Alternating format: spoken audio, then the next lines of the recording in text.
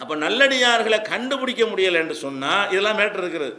நல்லடியாரை கண்டுபிடிக்க முடியலை என்று சொன்னால், அவங்களுக்கு அது கிடைக்கும் இது கிடைக்கும், எவ்வளவோ நல்லடியார்களுக்கு கிடைக்கக்கூடிய பரிசுகளை பற்றியெல்லாம் மார்க்கம் சொல்லுகிறது. அப்போ அது கொண்டாடுவதற்காக சொல்லலை, கண்டுபிடிக்க முடியாத நல்லடியாரை கண்டுபிடிக்க முடியுமானால் தான் அவரை கண்டுபிடிச்சி நம்ம பாராட்டுறதை நடத்தலாம். அவருக்கு என்னென்னவோ கிடைக்கும், அந்த அந்தஸ்து கிடைக்கும் இந்த அந்தஸ்து கிடைக்கும் என்றெல்லாம் அது பின்னாடி வருது.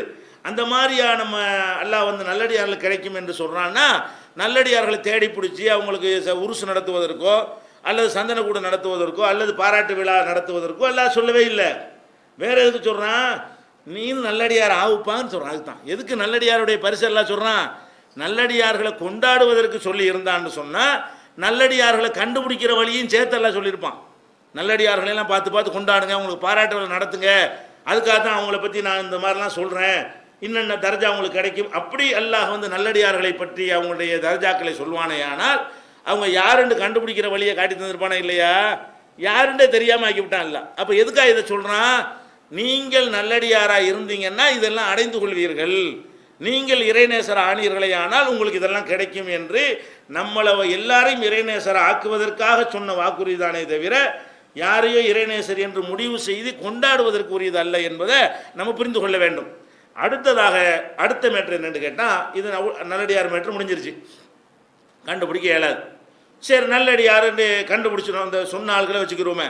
இப்போ ஏற்கனவே சொன்ன அபூபக்கர் உமர் இந்த நல்லடியார்கள் கன்ஃபார்மாக இருக்கிறது. இந்த மாதிரி நல்லடியார்கள்னு அவங்க கன்ஃபார்மாக ஆயிடுச்சின்னு சொன்னால், அல்லாஹ்வுடைய அறிவிப்பின்படியும் ரசூலுல்லாஹ்வுடைய அறிவிப்பின்படியும் ஒருவர் நல்லடியார் என்று நமக்கு தெரிஞ்சிருச்சுன்னு வைங்க. தெரிஞ்சிட்டா அவருடைய எல்லை என்ன? நல்லடியார்னு ஆன உடனே, அவுளியாண்டு ஆன உடனே அவருக்கு எல்லா விதமான பவர் வந்துருமா? எல்லா விதமான சக்தியும் வந்துருமா? அல்லாட்ட கேட்குறது அவர்கிட்ட போய் கேட்கலாமா? அல்லாஹ் செய்கிறதெல்லாம் அவர் வந்து செஞ்சிருவாரா? அல்ல அவருடைய மனித தன்மையிலிருந்து மாறுபட்டவராக வேற ஒரு ஆளாக ஆயிடுவாரா? இறைநேசர்னா என்ன செய்ய நம்மள மாதிரி இருக்க மாட்டார், டோட்டல் எல்லாமே டிஃப்ரெண்டாக இருப்பார். அப்படியா? நல்லடியார்னு ஆகிவிட்டால் அவருக்கு என்ன எல்லை என்ன என்று பார்த்தீங்கன்னு சொன்னால், எந்த நல்லடியாராக இருந்தாலும் சரி மறுமையில் அவருக்கு நல்ல அந்தஸ்து கிடைக்கும் என்பது தானே தவிர அவர் என்ன செய்ய மாட்டார், மனிதத்தன்மைக்கு அப்பாற்பட்டவர் ஆக மாட்டார், மனிதனுக்கு முடியாத விஷயங்களை செய்யக்கூடியவராக அவர் இருக்க மாட்டார், எல்லா நிலையிலும் மனிதராகத்தான் இருந்திருக்க முடியும் என்பது ரெண்டாவது நீங்கள் புரிந்து கொள்ள வேண்டும். முதல் அவுளியா யாருன்னு கண்டுபிடிக்க முடியாது என்பதை புரிந்து கொள்ள வேண்டும். அவுளியாண்டு கண்டுபிடிச்சா கூட அவுளியா அதை செஞ்சார் இதை செஞ்சார்னு அவங்க விட்டுருக்காங்களே கதைகள், அந்த கதைகள் வந்து பொய் என்பதற்கு நிறைய சான்றுகள் வந்து ரசூலுல்லாஹ்வுடைய வாழ்க்கை வரலாறுலையும் குர்ஆனுடைய போதனைகள் நமக்கு தெரிய வருகிறது. ஃபர்ஸ்ட் மேட்ரு என்ன, இதை நல்லா கவனிச்சுக்கிறங்க. அப்போ அல்லாஹ்வுடைய நேசர்களில் வந்து நபிமார்கள் சிறந்தவர்கள், அதில் நமக்கு யாருக்கும் கருத்து வேறுபாடு கிடையாது. அவுளியாவெல்லாம் அது கீழே தான் வருவாங்க, நபிமார்களுக்கெல்லாம் கீழே தான் வருவாங்க. இப்போ நபிமார்கள் வந்து ஒவ்வொரு காலத்திலையும் பிரச்சாரம் பண்ணாங்க மக்கள்கிட்ட. பிரச்சாரம் பண்ணும் பொழுது இப்போ நம்ம நினைக்கிற மாதிரி நம்ம எப்படி நினச்சி வச்சுருக்குறோம், அவுளியாண்டா ஒரு ஆளை பற்றி என்ன ஒரு பிக்சர் நம்ம மனசில் வச்சுருக்குறோம், அவுளியாண்டா ஒரு பெரிய கடவுள் மாதிரியும் மக்கள்லாம் அவர் கண்டவனு கை கட்டிட்டு நின்ற மாதிரி அப்படி தான் நினைக்கிறோம். சாவுல் அமீது ஆண்டவர்னா என்னப்பான்னு கேளுங்களேன், அவர் காலத்தில் எப்படி இருந்தாருன்னா அப்படி கதை விடுவான், எப்படி விடுவான், அவர் ரோட்டில் நடந்தாலும் அப்படி மக்கள்லாம் நிற்பார்கள், அப்படி அந்த மாதிரி ஒரு இப்படி இமேஜை உண்டாக்கி வச்சுருக்கிறான். இந்த மாதிரி தான் அவுளியாக்களை பற்றி நினச்சிக்கிட்டு இருக்கிறோம். இப்போ நபிமார்கள் வந்து அவுளியாக்களுக்கெல்லாம் அவுளியாக்கள் தானே, அவங்க வந்து பிரச்சாரத்தை செய்யும் பொழுது இந்த மாதிரி இவங்க நினைக்கிறாங்களே அவுளியாவை, அந்த மாதிரி இருந்திருப்பார்களே ஆனால் நபி எவனை அடிச்சிருப்பானா? இன்னைக்கு கூட நம்மளை வந்து நம்ம ஒரு சின்ன ஒரு சாமியார் வேலை கொஞ்சம் காட்டிட்டோன்னு வைங்க, நம்மளை எவனா கை வைப்பானா? சாதாரண மனுஷன் மாதிரியே நம்மளை காட்டிகிட்டு இருந்தால் நம்மளை அடிப்பான். நீங்கள் வந்து ஒரு என்ன செய்றீங்க, அப்படி இப்படி விபூதி எடுத்து கொடுத்துட்டேன்னு வைங்க, எவனா நம்ம கிட்ட வருமானா? நெருங்காடா பயங்கரமான ஆள்ற அவர் அப்படின்றவானா இல்லையா? நம்ம என்னத்தையா செஞ்சோன்னு வைங்க, எப்படிங்கிற தங்கமாய் காட்டினேன்னு வைங்க, நான் இப்படி மேடையில் நின்றுக்கிட்டே என்ன செய்கிறேன், அப்படி என்னமோ செய்கிறேன், இந்த மைக்கு தங்கமாக போச்சு, என்னைய எதிரி கூட என்னை வந்து வெட்டுவானா, என்னை திட்டுவானா, என்னை பேசுவானா, நெருங்குவானா? ஏன் அப்படி பயம் உண்டாயிரும். அப்போ இந்த மாதிரி ஒரு டிஃப்ரெண்டான ஒரு டைப்பில் ஒரு நபிமார்கள் யாராவது இருந்திருப்பார்களே ஆனால் அவர்களை யாராவது அடிக்க முன் வந்திருப்பார்களா, விரட்ட முன் வந்திருப்பார்களா, நாடு கடத்த முன் வந்திருப்பார்களா? பல நபிமார்களை கொலை செஞ்சிருக்கிறாங்களே, கொலை செய்வதற்கு முன் வந்திருப்பார்கள், அவளும் நடந்துச்சே. அப்போ நபிமார்கள் என்ற மிகச்சிறந்த நல்லடியார்கள் வந்து அவர்கள் காலத்தில் வாழ்ந்த பொழுது சமுதாயத்தினால் வந்து ரொம்ப கிள்ளுக்கிரையாக கருதப்பட்டார்கள், கேலி செய்யப்பட்டார்கள், கிறுக்கன் என்று சொன்னார்கள், பைத்தியக்காரன் என்று சொன்னார்கள், பலவிதமான துன்பங்களுக்கும் கொடுமைகளுக்கும் உள்ளாக்கினார்கள் என்று சொன்னால் அவங்க என்னவா தான் இருந்தாங்க? மனிதனாகத்தான் இருந்தார்கள். இவர்கள் நினைக்க போல மந்திரவாதியாக இருக்கவே இல்லை. மந்திரவாதியாக இருந்தார்களே ஆனால் யாருமே கையை வச்சிருக்க மாட்டாங்க. அவங்க அதுக்கு ரொம்ப பயப்படுவாங்க. கல்லுக்கு சக்தி இருக்குன்னு பயப்படக்கூடியவன் நபிகள் நாயகத்துக்கு சக்தி இருக்குன்னு நினைச்சாண்டா அவங்க கிட்ட நெருங்கியிருப்பானா? ஒரு கல் என்னமோ செஞ்சிரும்னு நினச்சி தானே அதுக்கு போய் கும்பிட்றான் அவன். ரசூல்லா காலத்தில் இருந்த எதிரிகள்லாம் ஒவ்வொரு நபிமாருடைய காலத்தில் உள்ளவர்களும் இந்த மாதிரி கல் மண்ணுக்கெல்லாம் பயங்கரமான பவர் இருக்குன்னு நினைத்து தான் அது போய் வெளிப்படுறார்கள்.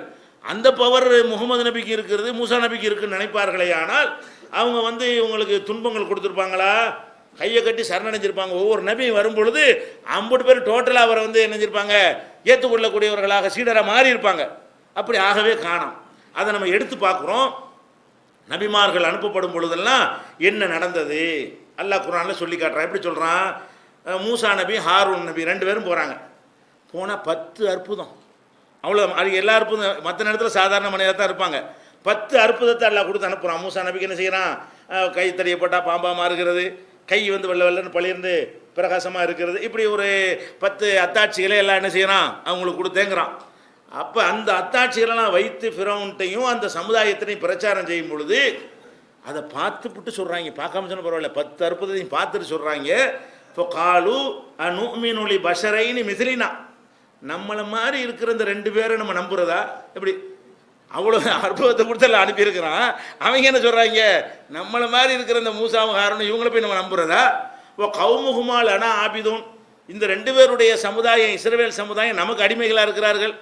இஸ்ரவேல் சமுதாயத்தை சேர்ந்தாலும் இந்த 2 பேரும் சமுதாயமாக நமக்கு அடிமையாக இருக்கிறது. அந்த அடிமை சமுதாயத்தில் உள்ள 2 பேர் வந்துக்கிட்டு நமக்கு வழிகாட்டுறதா?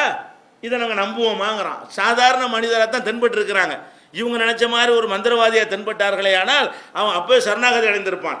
இது வந்து குர்ஆனில் 23வது அத்தியாயத்தில் 47வது வசனத்தில் நீங்கள் பார்க்கலாம். அதே மாதிரி வந்து நபிகள் நாயகம் ஸல்லல்லாஹு அலைஹி வஸல்லம் அவர்கள் மக்கள்கிட்ட போய் சொல்லும் பொழுது அவங்க எதை வச்சு மறுத்தாங்க? நபிகள் நாயகத்துடைய ஒழுக்கம், பண்பாடு, நேர்மை அதெல்லாம் அவர்களுக்கு நல்லா கண்கூட பார்த்தவர்கள் தான். அது அவங்களுக்கு நல்ல மரியாதை இருந்தது. ஆனால் அவங்களுக்கு என்ன டவுட் வந்துச்சுன்னா, அல்லாஹ்வுடைய தூதருங்கிறார், நம்மளை மாதிரி தானே இருக்காரு, வித்தியாசமாக இல்லையங்கிற. எப்படி சொன்னாங்க? மாலி ஹாதர் ரசூல், இவர் என்ன ரசூலு, ஏகுலு தாம், இவர் சாப்பாடு சாப்பிடுகிறார், ஓ எம்சி பில் அஸ்வாக், கடை வீதிகளில் நடமாடுகிறாரு, இவர் இப்படி ரசூலாக இருப்பார்? அல்லாஹ்வுடைய ரசூலுங்கிறாரு, ரெண்டுங்கிறாரு. அல்லாஹ்வுடைய ரசூலுங்கிறாரு, கடை வீதியில் நடக்கிறாரு, கடை வீதிகள்லாம் இதுக்கு வர்றாரு, கடத்தருக்கு ஏன் சுற்றுறாரு? இவர் நம்மளை மாதிரியே வியாபாரம் செஞ்சு சம்பாதிக்கிற நிலையில் இருக்கிறாரு, சாப்பிட வேண்டிய நிலையில் இருக்கிறாரு. இவர் வந்து அல்லாஹ்வுடைய ரசூலா? அப்போ அந்த அல்லாஹ்வுடைய ரசூலுங்கிறத அவன் ஏற்றுக்கிறாம இருந்ததுக்கு என்ன காரணம் என்றால், நபிமார்கள் வந்து நம்ம நினைக்கிறோம் அவுளியாக்கள் அந்த மாதிரி இருக்கலை. அவுளியான்னா நம்ம பயங்கரமாக தனி பிறவி மாதிரியும், அவங்கள கண்டாலும் எல்லாருக்கும் பயம் வர்ற மாதிரியும், அந்த மாதிரி மக்கள்லாம் அப்படி காலில் விழுவார்கள் மாதிரி ஒரு கற்பனை பண்ணி வச்சிருக்கிறோமே, அந்த மாதிரி நபிமார்கள் யாராவது இருந்திருப்பார்களே ஆனால் இப்படி சொல்லியிருப்பானா? ரசூலுல்லாவுடைய ஒழுக்கம் நேர்மையை தான் பாராட்டினானே தவிர இந்த இடத்துல ரசூல்னு சொல்லும்போது என்ன பண்ணிவிட்டான்? நீ சாப்பிட்றிய பாப்புறேன்னு ரசூலு அதோட சேர்த்து சொல்கிறான். லவ்லா உன்சில் அலைஹி மலக்குன், இவர் ரசூல்னா கூட ஒரு மலக்கு வந்துட வேண்டியதானே, இவர் வேண்டாம் சாப்பிட்டு போகிறாரு, கூட ஒரு மலக்கு வந்துக்கிட்டு இவர் ரசூல் தான் சொல்ல வேண்டியதானே அப்படின்னு கேட்குறாங்க. வழங்குதா? இது 25வது அத்தியாயத்தில் 7வது வசனத்தில் நீங்கள் பார்க்கலாம். அதே மாதிரி சாலிஹ் நபி அவர்கள் அந்த மக்கள்கிட்ட போய் பிரச்சாரம் பண்ணுறாங்க இல்லையா? பிரச்சாரம் பண்ணும்போது என்ன செஞ்சான்? மா அந்த இல்லா பஷரம் மிஸ்லுனா, நீ எங்களை மாதிரி மனுஷன் தானப்பா, என்ன ரசூலுங்கிற, எங்களை மாதிரி ஒரு மனுஷனாக தானே இருக்கிற, எங்களை விட டிஃப்ரெண்ட்டாக ஒன்றையும் காணாமல், எங்கள் கண்ணு மாதிரி தான் உன் கண்ணு இருக்குது, எங்கள் வாய் மாதிரி தான் உன் வாயு இருக்குது, எங்கள் கை கால் மாதிரி தான் உன் கை காலும் இருக்குது, எங்களை மாதிரி சாப்பிட்ற, எங்களை மாதிரி மலைஜலம் கழிக்கிற, என்ன வித்தியாசமாக நீ இருக்கிற அல்லாஹ்வுடைய ரசூலுங்கிற என்று சாலிஹ் நபியை பார்த்து என்ன கேட்டாங்க? மா அந்த இல்லா பஷரும் மிஸ்லுனா, நீ எங்களை போன்ற மனிதன் தவிர வேறு கிடையாது என்று சொன்னார்கள். 26வது சூராவில் 154வது வசனத்தில் இருக்கிறது. இதே வாசகத்தை ஷுஐப் நபிட்டையும் சொன்னார்கள். நீ எங்களை போல மனுஷனாக தானே இருக்கிற என்று சொன்னதாக 26வது சூராவில் 186வது வசனத்தில் இருக்கிறது. நீங்கள் யாசின் சூறாவில் நீங்கள் பார்ப்பீங்க, ஒரு சமுதாயத்துக்கு பல தூதர்கள் அல்ல அனுப்புகிறான். முதல்ல ஒரு ரசூல் அனுப்புகிறான், அவருக்கு ரொம்ப மறுக்கிறாங்க. இன்னும் 2 பேர் என்ன செய்யறான்? இன்னும் 2 பேர் 3வது ஆளை கொண்டு பலப்படுத்துறான். அப்படி 3 தூதர்கள் வர்றாங்க. 3 பேரையும் பார்த்தவங்க என்ன சொன்னாங்க தெரியுமா? மா அன்தும் இல்லா பஷரும் மிஸ்லுனா, நீங்கள் எங்களை மாதிரி மனுஷன். 3 தூதர் வந்தால் 30 தூதர் வந்தால் என்ன எங்களுக்கு என்ன? நீங்கள் எங்களை மாதிரி தானே எல்லா வகையிலையும் இருக்கிறீங்க, மனுஷனாக தானே இருக்கிறீங்க. மனிதனுக்கு அப்பாற்பட்ட ஒரு ஒரு ஆற்றல் பெற்றவர்களாக ஒரு மந்திரவாதிகளாக நீங்கள் தென்படலையே அப்படின்னு சொல்லிட்டு ஒமா அன்சல ரஹ்மான் மின் செய்யின், ரஹ்மான் இறைவன் எந்த ஒரு செய்தியும் அருளவில்லை, இறக்கி வைக்கவில்லை, நீங்கள் பொய் சொல்றீங்க, அன்தும் இல்லா தகுதிமூன், நீங்கள் பொய் தான் சொல்றீங்க என்று அவர்கள் சொன்னதாக 3 தூதர்களை பார்த்து அந்த சமுதாயத்தவர்கள் சொன்னதாக 36வது யாசின் சூராவில் 15வது வசனத்தில் அல்லாஹ் சொல்லி காட்டுகிறான். அதே மாதிரி சாலி அலைஹிஸ்ஸலாம் அவர்களையே பார்த்து சொன்னாங்க, பஷரம் மின்னா வாஹிதன் நத்தபியுகு, நம்மை சேர்ந்த ஒரு மனிதரை நாங்கள் பின்பற்றுவதா, நாங்கள் பின்பற்றா இருந்தால் மனுஷன் இல்லாத ஒரு ஆளை கொண்டு வா, எங்களை சேர்ந்த ஒரு மனிதனை நாங்கள் பின்பற்றுவோமா, அப்படி பின்பற்றினால் நாங்கள் பெரிய வழிகேட்டில் ஆயிடுவோம் என்று சொன்னதாக 54வது சூறாவில் 24வது வசனத்தில் எல்லாம் சொல்லி காட்டுகிறான். அதே மாதிரி நிறைய நபிமார்களை, இது மூசா நபி அவங்க ஹாரூன் 2 பேரை பற்றி என்ன சொல்கிறான்னு கேட்டால், அன்தும் இல்லா பஷரும் மிஸ்லுனா, நீங்கள் எங்களை மாதிரி மனிதராகத்தான் இருக்கிறீர்கள், துரீதூன அந்த சொத்தூன அம்மாக்கான யாபுத ஆபாவுனா, எங்கள் முன்னோர்கள் எதை வணங்கினார்களோ அதை மாற்றி அமைக்க நீங்கள் வந்திருக்கிறீங்க, அதனால் உங்களை நம்ப மாட்டோம், எங்களை மாதிரி மனுஷனாக தான் இருக்கிறீங்க என்று எல்லா தூதர்களை பார்த்து சொன்னதாக 14வது அத்தியாயத்தில் 10வது வசனத்தில் எல்லாம் சொல்லி காட்டுகிறான். நூஹு நபியை பார்த்து அந்த சமுதாயம் சொல்லுது, எப்படி மானராக்க இல்லா பஷரம் மிஸ்லுனா, உன்னை எங்களை மாதிரி மனுஷனாக தானப்பா பார்க்குறோம், டிஃப்ரெண்ட்டாகவே காணாம, இப்போ ஏன் ரசூலுங்கிற அப்படின்னு அவர்கள் கேட்டதாக எல்லாம் சொல்லி காட்டுகிறான். அதே மாதிரி உன்னை பின்பற்ற ஆளுக்கெல்லாம் நம்ம அற்பமான ஆளுக்கு தான் இருக்காங்க, பணக்காரனை காண ஒரு செல்வாக்கு மிக்கவர் யாராவது உன்னோட இருக்காங்களா, எல்லாம் பிச்சைக்காரனோட வச்சுக்கிட்டு இருக்கிற கூட உன்னை நாங்கள் ஏற்றுக்குருவோமான்னு கேட்டதாக 11வது அத்தியாயத்தில் 27வது வசனத்தில் எல்லாம் சொல்லி காட்டுகிறான்.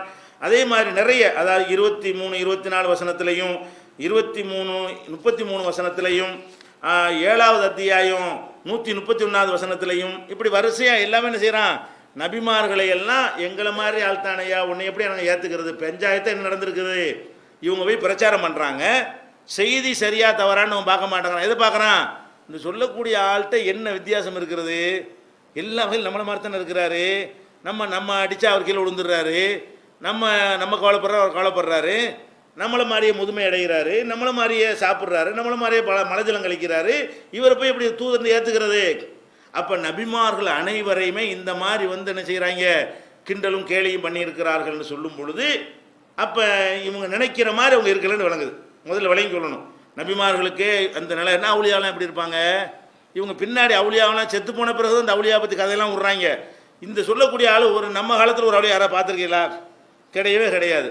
ஆனால் ஒரு 200 வருஷத்துக்கு பிறகு என்ன செய்வாங்கன்னா, இந்த காலத்தில் ஒரு அவுளியா வாழ்ந்தான்னு கதை எழுதி வச்சுருவாங்க. இப்போ நீங்கள் பார்க்குறீங்க, ஒரு அவுளியா நீங்கள் பார்க்கவே முடியலை. இவங்க சொல்கிற மாதிரி இப்போ ஷாவுல் ஹமீதை காணா, இப்போ ஒரு அப்துல் காதர் ஜிலானியை காணா, இப்போ ஒரு அஜ்மீர் காஜாவையெல்லாம் காணா, நம்ம வாழ்கிற இந்த 700 கோடி மக்களில் யாராவது ஒரு அவுளியான் இருக்கிறாரு, இந்த தண்ணியில் நடக்கிறாரு, ஆயத்தில் பறக்கிறாரு, மண்ணை தங்கமாக்குறாரு என்கிற மாதிரி ஒரு ஆள் சாப்பிடாம இருக்கிறாருன்னு ஒரு ஆள் யாராவது இருக்காங்களா, இத்தனை கோடி மக்கள்லாம் இல்லை. ஆனால் நீங்கள் பார்த்துக்கிறீங்க, ஒரு 200 வருஷத்துக்கு பிந்தி கதை எழுதும்போது எப்படி எழுதுவான், இந்த காலத்தில் வாழ்ந்ததாக ஒருத்தனை பற்றி எழுதி விட்டுருவான், இவனை பற்றி எழுதி அவர் அப்படி இருந்தார் இப்படி அம்புட்டு பொய் தான் அது. இந்த மாதிரி இருந்திருந்தால் நம்ம காலத்தில் இருக்கணுமா இல்லை, யாராவது உங்கள் வாப்பா காலத்தில் இருந்தான்னு வைக்கணுங்களேன், உங்கள் தாத்தா காலத்தில் இருந்தான்னு கேட்டு பாருங்களேன், இருந்திருக்க மாட்டாங்க. எல்லாம் எங்கே இருக்கு, முந்தி நடந்துச்சுன்னு எழுதி வச்சுருப்பாங்க, அப்படி ஆக்கும் இப்படி ஆக்குன்னு சொல்லி. இப்படித்தானே தவிர மனிதனாகத்தான் எல்லாரும் இருந்தார்கள், வழங்குதா, மனித சக்திக்கு அப்பாற்பட்டவர்களாக ஒருத்தர் கூட இருந்ததில்லை. அதே மாதிரி நபிமார்கள் அத்தனை பேரும் கிறுக்கன்னு தான் சொன்னாங்க. நபிமார்களை போய் பிரச்சாரம் பண்ணும் பொழுதுங்க அவங்கள மாதிரி கூட அவங்க நினைக்கல, அதை விட மட்டமாக நினைச்சாங்க. அவங்கள மாதிரி எங்களை போன்ற மனிதன்டா கொஞ்சம் பரவாயில்லை. அப்புறம் ஒரு அளவுக்கு மேலே என்ன பண்ணிவிட்டாங்க, லூசுன்ட்டாங்க. இவர் அல்லா மட்டும் வணங்குங்கிறாரா, அது அவங்க டிஃப்ரெண்ட்டாக இருக்குதா, இவர் மரகலன்றுச்சு நம்மளை மரகலன்றுச்சுட்டாங்க. அப்படி சொன்னதாக அல்ல என்ன செய்யறான்னு கேட்டால், யா யுகல்லதி நுஸ்ஸில அலைஹி திக்ரு இன்னக மஜ்னூன், வேதம் அருளப்பட்டவரே அப்படி சொல்கிறாங்க கிண்டலா, வேதம் அருளப்பட்டவரே நீ ஒரு லூசு மஜ்னூன் அப்படிங்கிறாங்க.